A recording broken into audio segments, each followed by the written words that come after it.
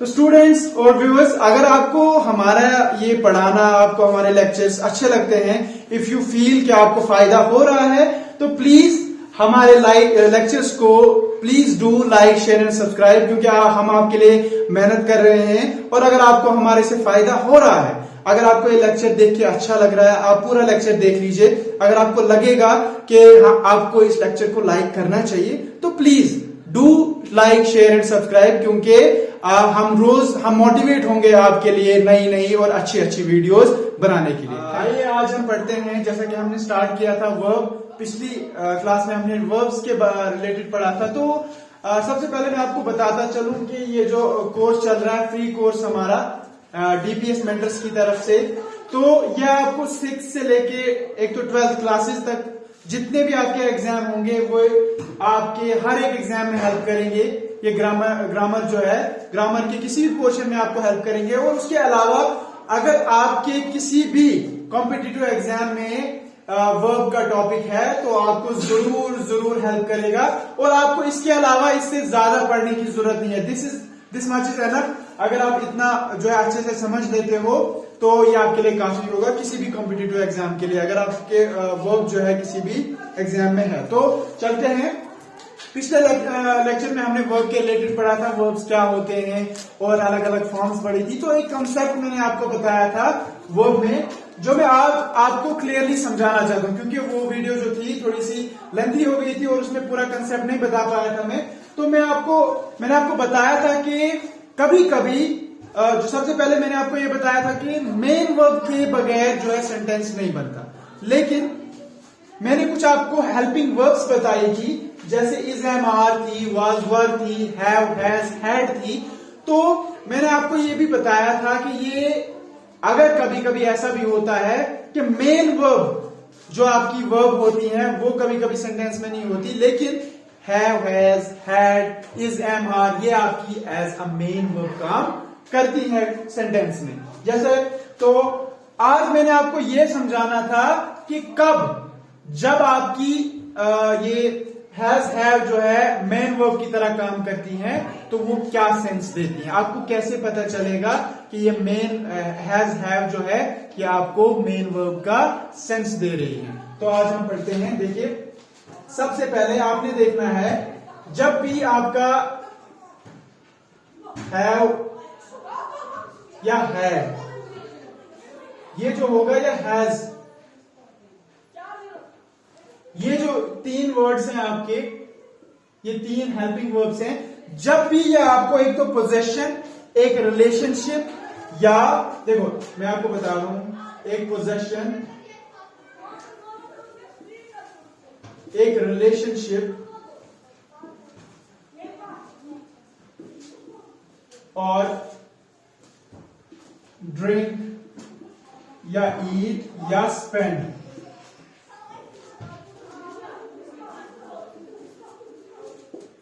Time spend करने के लिए, ड्रिंक करने के लिए, रिलेशनशिप को बताने के लिए और पोजेशन को बताने के लिए आप हैव हैज हैड का use as a main verb कर सकते हो।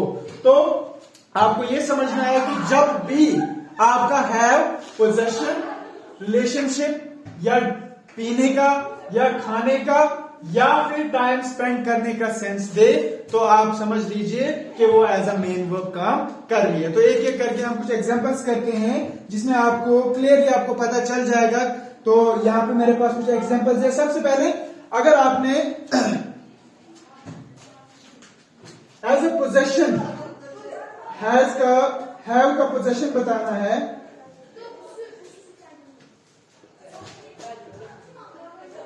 he has a car। देखो यहां पे आपके पास मेन वर्ब कौन है, आप क्लियरली देख सकते हो, has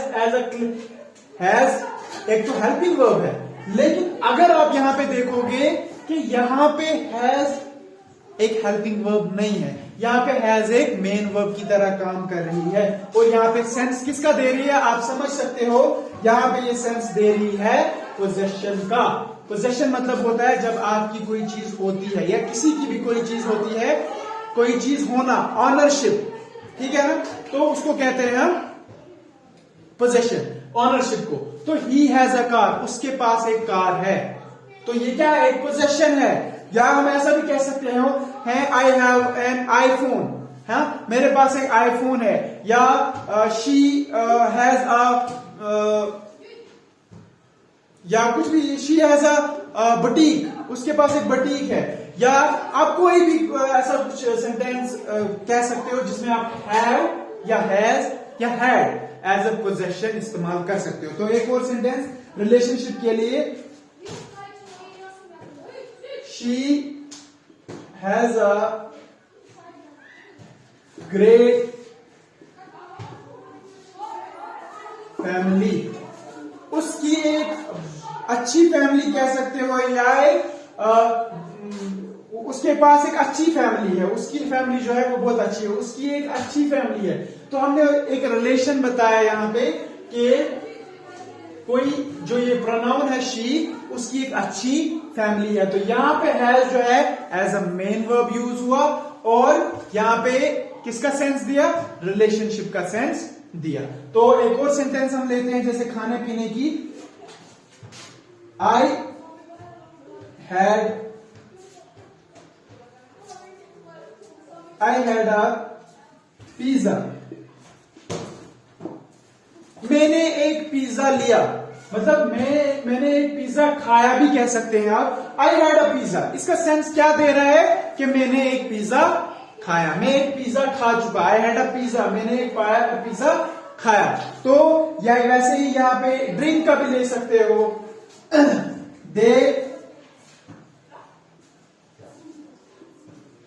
they have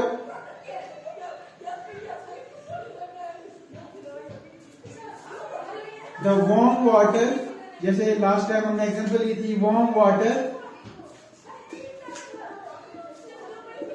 in the breakfast, they have the warm water, मतलब उन्होंने वार्म वाटर पिया, कब, in the breakfast. They have the warm water, या हम कहते हैं उन्होंने जो है वो सवेरे ब्रेकफास्ट में गर्म पानी पीते हैं। तो यहाँ हैव किस सेंस में आया, पीने के सेंस में। और लास्ट टाइम स्पेंड करने के लिए हम कह सकते हैं, हाँ, we had a great time, we had a great time last night,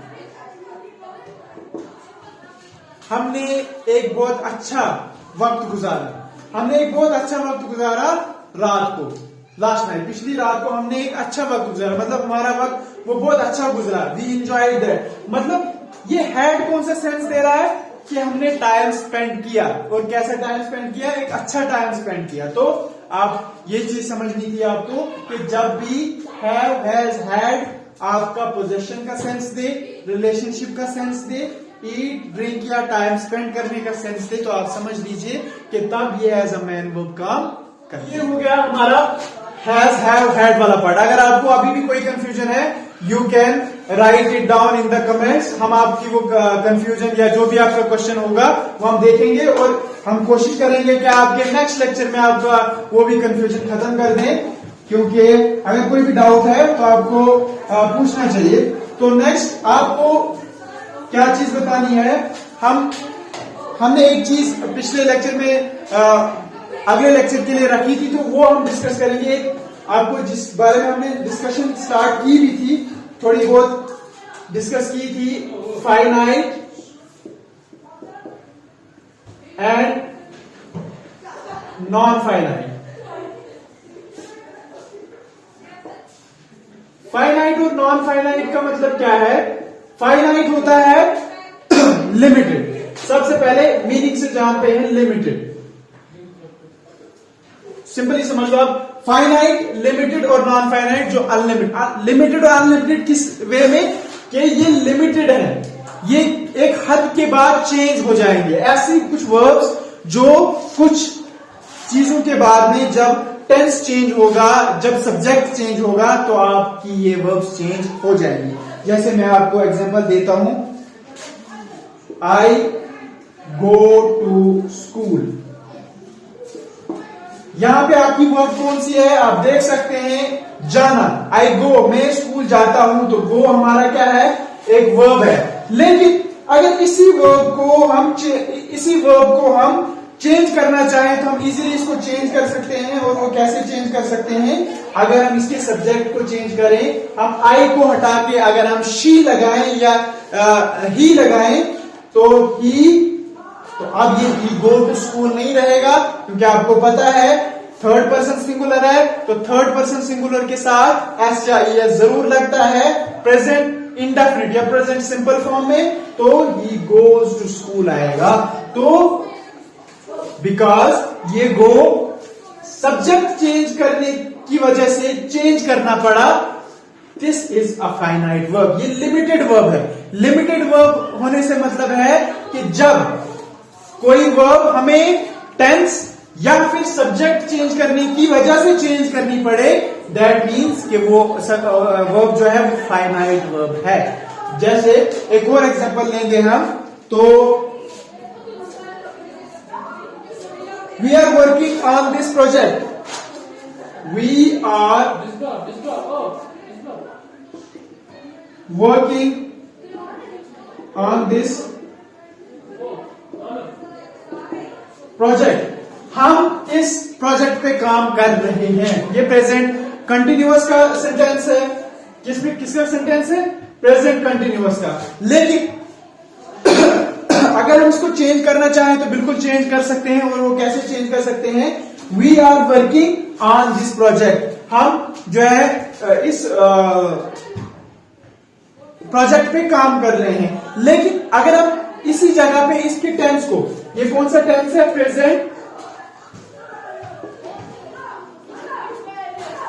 present continuous है। लेकिन अगर हम क्या करें, इस टेंस को चेंज करें, क्या टेंस को चेंज करें, अगर हम इसको प्रेजेंट क्या करें, प्रेजेंट क्या बना दे, प्रेजेंट परफेक्ट बना दे। मान लो इसको हम चेंज करेंगे प्रेजेंट परफेक्ट में, तो ये वर्किंग जो यहाँ पे वर्ब है ये चेंज हो जाएगा। और किसमें चेंज हो जाएगा, we have worked on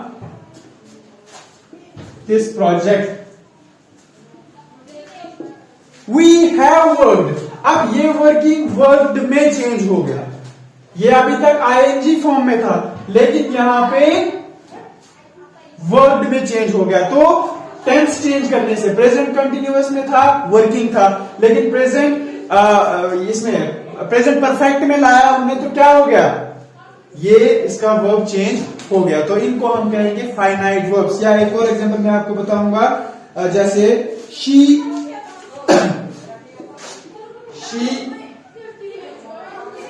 pledge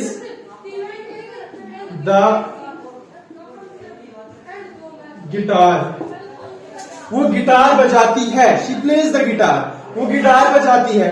लेकिन अगर हम यहां पे सब्जेक्ट को चेंज करें, जस्ट यहां पे सब्जेक्ट को चेंज करेंगे या सब्जेक्ट को हम आई कर देंगे, तो आई फिर प्लेज नहीं रहेगा, फिर प्ले आएगा, because this is first person.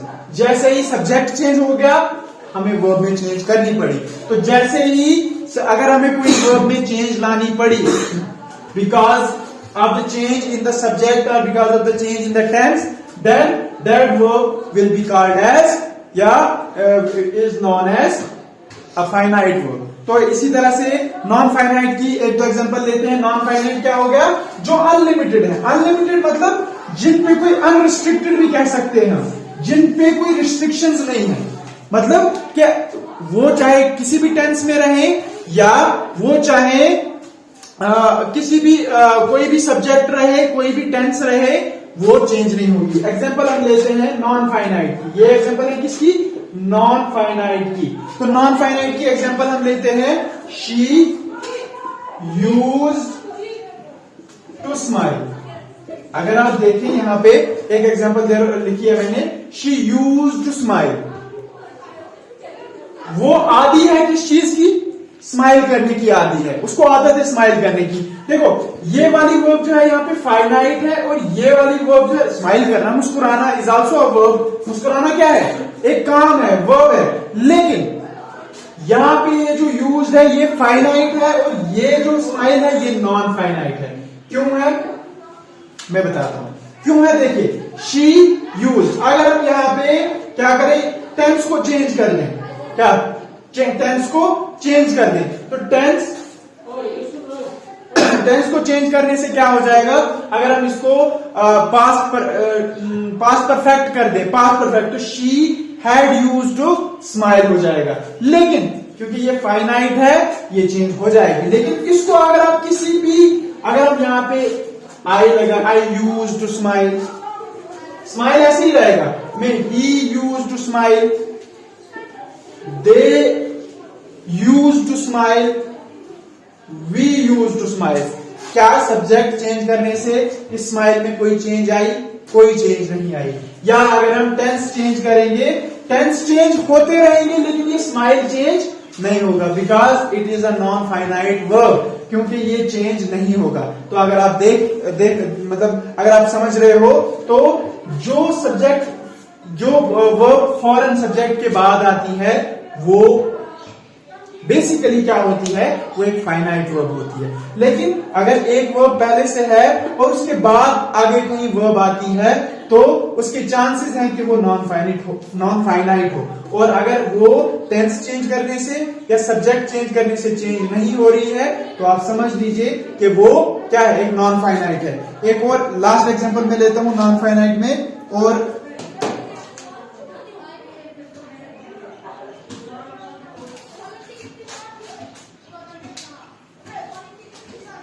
तो एक और एग्जांपल लेते हैं हम इसमें। तो अगर मैं लिखूं आई लाइक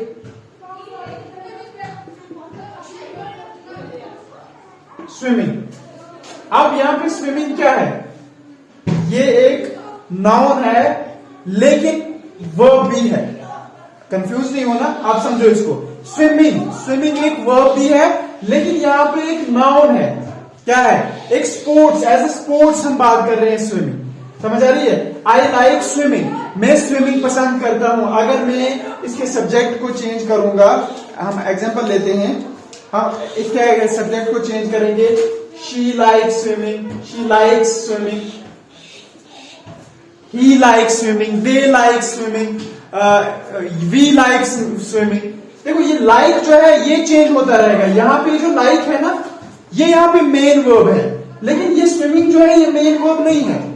ये क्या है, ये हमारे पास एक नाउन, वर्बल नाउन जैसा है, एक नाउन है। स्विमिंग क्या है, एक नाउन है लेकिन एक वर्बल, मतलब स्विमिंग जो है एक वर्ब भी है, स्विमिंग एक वर्ब भी है लेकिन एक नाउन भी है यहाँ पे, क्योंकि as a sport, swimming as a sport हम बात कर रहे हैं। तो अगर मैं आपको बताऊं, शी लाइक स्विमिंग आएगा, ही लाइक स्विमिंग आएगा, आई लाइक स्विमिंग आएगा। तो आप समझ सकते हो कि यहाँ पे ये फाइनाइट वर्ब है, ये नॉन फाइनाइट है। तो आपने दिमाग में ये रखना है कि नॉन फाइनाइट वर्ब, ये जो है नॉन फाइनाइट वर्ब ये कभी भी as a main verb use नहीं होती है, सबसे पहली बात। और फाइनाइट वर्ब जो होती है वो as a main verb use होती है आमतौर पे हमेशा।